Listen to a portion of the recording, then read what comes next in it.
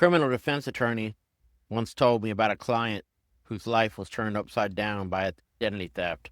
She had graduated from college and landed a high-paying job in the pharmaceutical industry.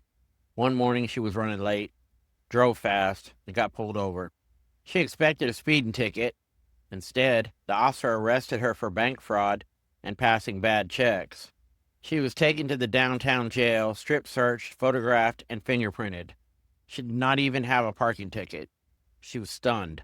After she was released, she hired a lawyer.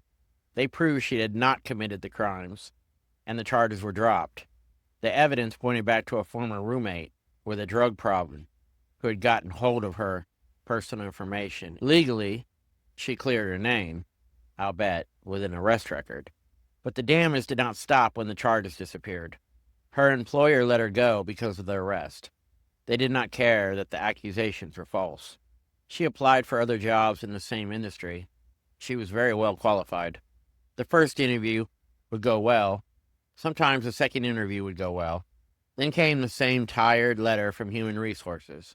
We have decided to move forward with another candidate. We wish you the best. The best she could find was a receptionist job paying about half of what she had earned before. The house she planned to buy disappeared with the income. The bank said she no longer qualified. Back to renting. She did not steal the money. She did not pass the checks. She proved it. And identity theft still changed the direction of her life. Most people hear identity theft and think about fraudulent charges or a lower credit score. I think about lost income, lost opportunity, lost housing, false medical records, and years spent proving you are you. I'm not telling you this to scare you. I'm telling you because proactive action is far cheaper than recovery. Identity theft is not merely a cybersecurity problem. It is a personal security problem. And this is not rare. In 2024 alone, the Federal Trade Commission received about 1.1 million identity theft reports. Those are only the cases that were reported. And the difference between those two sentences is what this entire show is about. Welcome to the Fifth Secure Life. I'm John Barrere, your host. I'm a certified personal trainer, a certified nutrition coach, a performance enhancement specialist, a certified Krav Maga instructor, an educator in self-defense law, a certified threat behavior analyst, and a digital security and privacy educator. That's a mouthful. For years, I taught everyone from law enforcement officers to school teachers to defend themselves physically. Then I started noticing a pattern. Some people knew how to throw a punch and used the same password on every account they had. Some carried pepper spray every day and had no threat assessment plan. Others worried about hackers while completely ignoring their health. And some were physically strong, yet could be talked out of their life savings by a convincing email. Every one of them was trying to become safer. Every one of them was solving one problem while leaving another wide open. That's when it clicked for me. Personal security isn't one skill. It's a system. And a system is what she didn't have. Not because she was careless, but because nobody ever showed her one. We teach it in 7 layers. Think about building a house. You wouldn't spend all your money on the strongest front door if the roof leaked. You wouldn't install the best alarm system and leave every window open. A house is only as strong as its systems working together. Personal security works exactly the same way. That's why I built what I call the 7-layer personal security system. Every decision that affects your safety, your health, your money, your privacy, your family, and your freedom fit somewhere inside these 7 layers. They overlap and they reinforce each other. Layer 1, this is risk analysis. Before you buy the equipment, before you take the class, before you spend the money, stop. Ask, who might target me? Where? How? When? And why? Good planning and reducing risk prevent a lot of bad days. How? I'm glad you asked. Find the risk, make a plan, reduce the risk. We designed a simple, documented system to do exactly that. Layer 2 is digital security and privacy. Your identity, your accounts, your devices, your digital life. This is the fastest growing attack surface you have. It is also the first step in an attack gathering intelligence on the target. In this case, that would be you. Many skilled martial artists and expert shooters can still be tracked online. Do you think an attacker will strike when those skills matter or when they don't? Layer 3, which leads us to situational awareness. Most threats don't appear out of nowhere. People leak intent, environments communicate risk. Learning to read those signals buys you time. Time creates options. Options save lives. The situational awareness we teach isn't about constantly turning your head. It's based on a formula used by United States Special Forces and intelligence agencies. Fair warning, once you learn to see what others miss, you can't unsee it. But I digress. Layer 4 is mindset. Decisions, stress, fear, recovery, psychological and physiological control. Your mind is the operating system that runs every other layer. These lessons come from people who face violence for a living. You'll learn to control the physical effects of stress that can weaken your defense and turn your mindset into a force multiplier. Think of the mother lifting a car off her child. Think honey badger. But being willing to act and being legally allowed to are two different things, which brings us to layer 5. Layer 5 is legal self-defense. Knowing when you can act is just as important as knowing how. Surviving the encounter and then losing everything afterward isn't success. So you should understand both the legal use of force and the civil consequences that may follow. Layer 6 is health and physical capability. If your body can't support the life you want, everything gets harder. Every option shrinks. Health isn't separate from security. It is security. Enough said. Layer 7 is physical combat training. Notice something. I didn't start here. I ended here. That's intentional. It's also why we don't build the system around tools like firearms. Tools can fail, be taken away, or simply not be available when you need them. You still need the physical ability to defend yourself. Tools have their place in Layer 1, planning and reducing risk, but no tool replaces capability. A firearm may be one answer to a home invasion, but home invasion is the risk you identified during the analysis. The firearm is not the starting point. The analysis is. Physical violence is one part of personal security. It's an important part, but only one part, and not the only threat that can cost you everything you built. Every problem we cover on this show, identity theft, AI, home security, awareness, health, violent crime, we're going to examine through these 7 layers. Because when you strengthen one layer, you usually strengthen several others. That's how real capability gets built. Back to that traffic stop. Go back to the young woman in that traffic stop. Most people would say her information was stolen. I would say she was attacked. There is a difference. Hackers attack computers. Criminals attack people. Computers, paperwork, public records, and personal relationships are simply tools they can use. Once you understand that, you stop shopping for one magic product and start looking for openings. Because that is exactly how the other side thinks. It starts with opportunity, not genius. When most people hear identity theft, they picture a hooded figure in a dark room. Hollywood sold us that image well. But reality is far less dramatic. All right, I'm guilty. I do get a kick out of the Guy Fawkes mask. It's pretty cool. But anyways, criminals are like water. Water doesn't try to flow through concrete. It follows the path of least resistance. They're not hunting the hardest target. They're hunting the easiest one. Sometimes it's a company you trusted getting breached. Your email, password, phone number, or driver's license sold online for a few dollars, then resold again and again for years. That breach never really expires. Sometimes it's password reuse. One small website gets compromised, and within hours, that same email and password combination gets tried on your bank, your Amazon, your PayPal, your Gmail. That's called credential stuffing, and it works for exactly one reason. People reuse password. Sometimes it isn't online at all. Sometimes someone takes mail out of your box and finds a credit offer.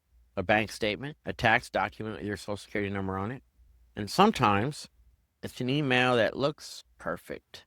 Right logo, right colors, professional language. Your account has been locked. Click here. You click. You type your username. You type your password. You think you're signing into your bank. You're handing your credentials to a criminal. Did you notice something? None of that required genius. It only required opportunity. Criminals succeed far more often because people are predictable than because criminals are brilliant. That's layer 2 in one sentence. Layer 2 isn't about becoming paranoid. It's about reducing your unnecessary exposure. Because criminals can't use information they don't have. They can't exploit accounts they can't reach. They can't take advantage of opportunities that don't exist. And they can't build a plan around a target package they cannot study when the victim doesn't exist yet. Now, let me show you a version most people have never heard of. It's called synthetic identity theft. Traditional identity theft is what it sounds like. A criminal steals your identity. Synthetic identity theft is different. A criminal builds one. They take one piece of real information, often a social security number, and wrap it in fake details.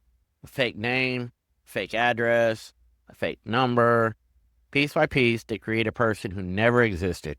And here's the frightening part. Banks don't always know the difference. Businesses don't always know the difference.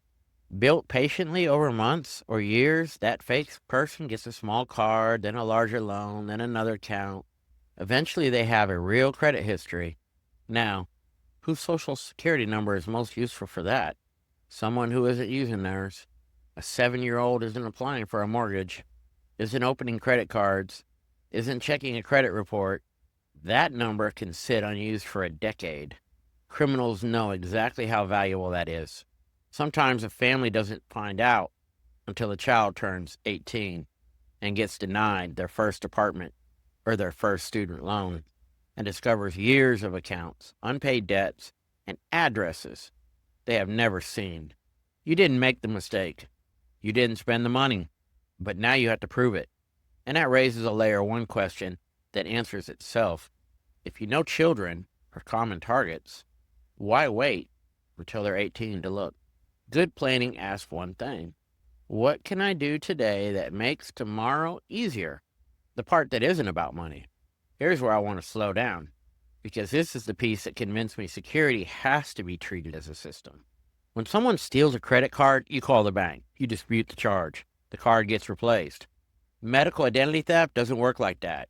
It happens when someone uses your information to get medical care, obtain prescriptions, or bill insurance in your name. That creates bills for treatment you never had, claims you never made, and false information inside your medical record.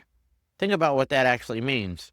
The wrong diagnosis, the wrong medication, the wrong allergy, the wrong blood type, procedures you never had, conditions you were never treated for. Now imagine arriving in an emergency room, unable to talk. The team opens your record and assumes it's accurate. This is one reason I am deeply concerned about the risk created by digital medical records. This is no longer just financial fraud. This is a health and safety problem. And correcting it is harder than correcting a credit report because your information lives in several systems at once. A hospital, a doctor's office, a pharmacy, an insurer, a billing service, and of course, medical record aggregators. For your convenience, I'm sure. Each one may hold a different piece of the false record. Fixing the bill does not fix the record. So, watch for medical bills for services you've never received. Actually read the explanation of benefits from your insurer. Pay attention when a claim gets denied because your benefits were already used. And while you're at it, question unfamiliar prescriptions, providers, and or diagnosis. Because a strange medical bill may not be a clerical error. It may be the first sign that someone has been using your identity. And now, the voice on the phone. One more, because it's really changing fast. Artificial intelligence didn't invent fraud, but it made fraud faster, cheaper, and far more convincing. In 2025, consumers reported losing more than $3.5 billion to imposter scams. That is not all fraud. That is just criminals pretending to be someone they are not. The scam email with bad spelling and strange wording is going away. The Nigerian prince must have found his Never Never Land. What's replacing it is polished, personalized, and built from details pulled out of public records, social media, and old breaches. And then there's the voice. Your phone rings late at night. It sounds like your son or your daughter or your spouse. You can hardly recognize their voice because they're so frightened. There's been an accident or an arrest. They're hysterical. They need money right now. You hear the panic. You recognize the rhythm. It sounds real because parts of it may be real. A short clip from a video, a podcast. Yeah, a podcast. A voicemail can be enough. The criminal isn't attacking your technology first. They're attacking your emotions. Fear creates urgency. Urgency reduces thinking. Reduced thinking creates mistakes. That's why these calls always come with pressure. Don't hang up. Don't call anyone. Don't tell the police. Send it now. The goal is to keep you isolated inside their version of events. So here's the countermeasure, and it costs nothing. Pick a family verification phrase. Something your family knows and never post online. Not a birthday. Not a pet's name. Not a hometown. If an emergency call comes in, ask for the phrase. If they can't give it, hang up and call your family member directly on a number you already have, not the number the caller gives you, and make it a family rule. No emergency request for money gets acted on until a second trusted person confirms it. Criminals depend on isolation. Verification breaks isolation. That's layer 4 and layer 1 working together. Mindset under pressure and a plan you built before the pressure arrived. One stolen identity, 3 layers. Look at what one identity theft just touched. It started in layer 2 because someone got access to personal information. It moved into layer 1 because you needed a response plan you didn't have. Reports, disputes, and records had to be built from scratch under pressure.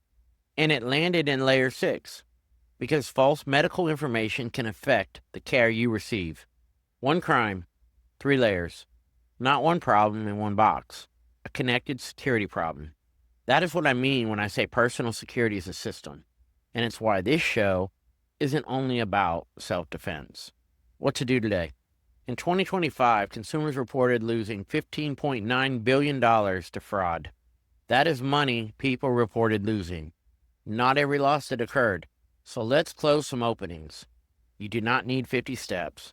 You need a short list of actions that's going to give you the biggest bang for the buck and close the biggest openings. 1. Freeze the full reporting ecosystem. I know. The big 3. I'm not just talking about the big 3. Start with Equifax, Experian, and Innovis. Innovis is a credit file most people have never heard of, and a freeze limits access to it for most new credit applications. Then freeze the specialty systems, check systems, because banks and credit unions use it when evaluating opening deposit accounts. And if you remember how this episode started, that is exactly the door that got opened in the victim's name.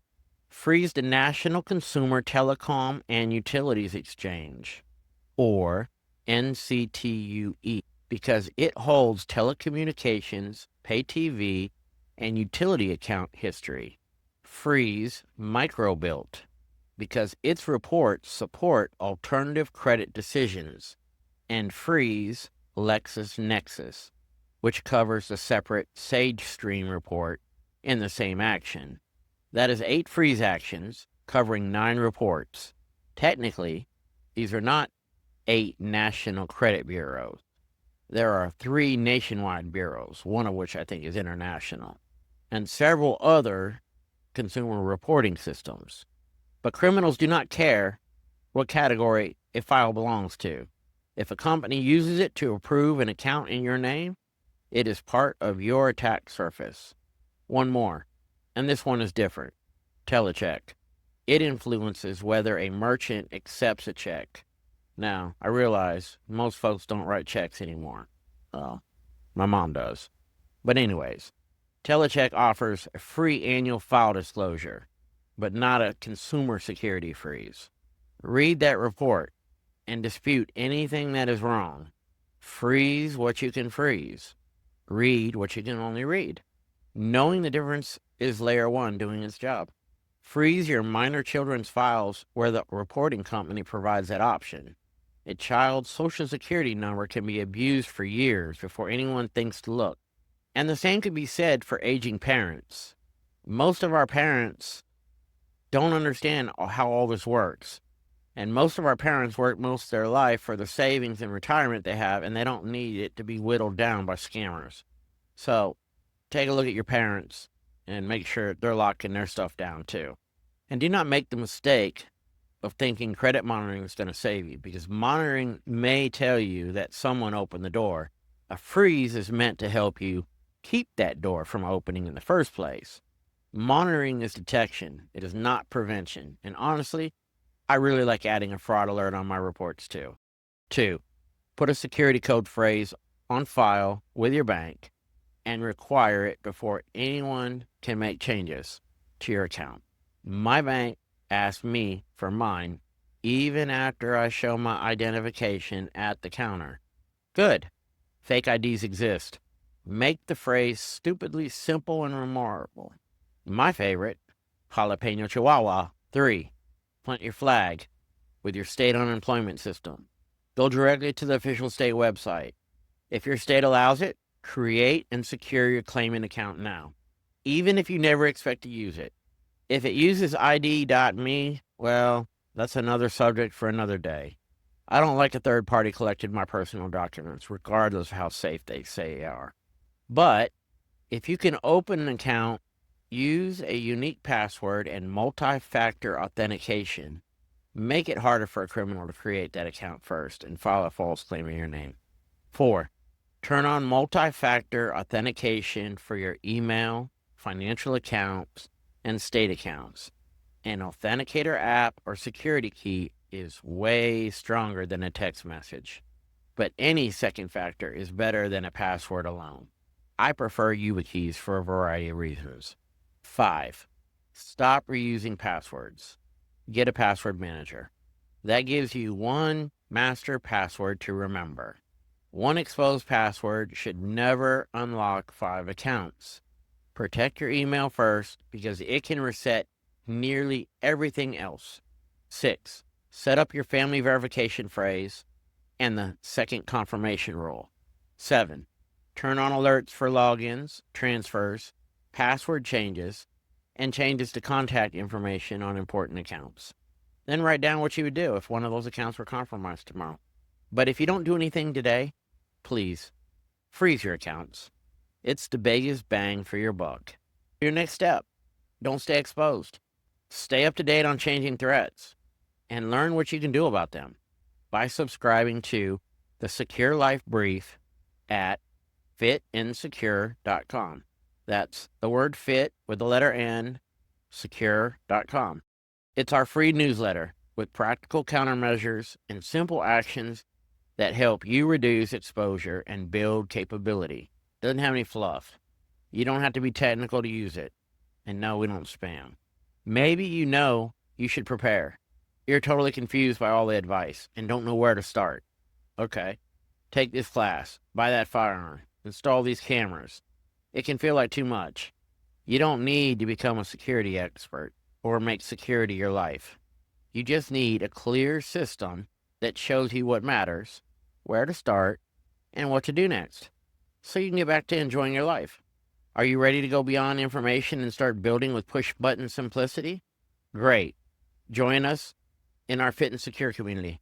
Members get the complete prevent, detect, and respond checklist from this episode in our resource library and access to the Self-Defense Blueprint Accelerator, our step-by-step system for building capability and personal security across all 7 layers. Both links are in the show notes. Next time, we're going to dive into layer 1, We'll look at how criminals select people, places, and opportunities, and how better planning buys you two of the most valuable things you can have: a ready response and time. Time to think, time to move, time to implement a better option. Until next time, remember this: preparation is not paranoia. Capability creates confidence. Somebody tell me where my jalapeno chihuahua went. Stay healthy, stay capable,